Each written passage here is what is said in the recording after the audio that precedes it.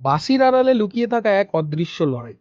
মাঠে 22 জন খেলোয়াড় যখন ট্রফির জন্য দৌড়ায়, তখন মাঠের ঠিক মাঝখানে 9 থেকে 10 কিলোমিটার দৌড়ে বেড়ায় আরও একটা মানুষ, যার কোনো সমর্থক নেই, যার কোনো ভুল ক্ষমা কিছুই নেই, আর যার গায়ে জড়ানো থাকে শুধু একরাশ সমালোচনা। হ্যাঁ, তিনি একজন ফুটবল রেফারি।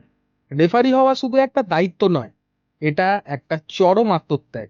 গ্যালারি ভর্তি মানুষ যখন কোনো এক দলের জন্য গলা ফাটায়, তখন এই মানুষটা একদম একা। তার নিখুঁত সিদ্ধান্তের কোনো হাততালি হয় না, কিন্তু একটা সামান্য ভুলেই চারপাশ থেকে ধেয়ে আসে গালি আর কটূক্তি। হাজারো চাপের মুখে নিজের আবেগ, ক্লান্তি, পরিবারকে ভুলে বুক পকেটে কার্ড আর মুখে বাঁশি নিয়ে প্রতিটা সেকেন্ডে ন্যায়ের লড়াই লড়ে যেতে হয়। মাঠের রেফারিরাও কারো বাবা, কারো ভাই, কিংবা কারো সন্তান। শুধু খেলাটার প্রতি ভালোবাসা আর সততার টানে তার প্রতিটা ম্যাচে নিজেদের উজাড় করে দেন।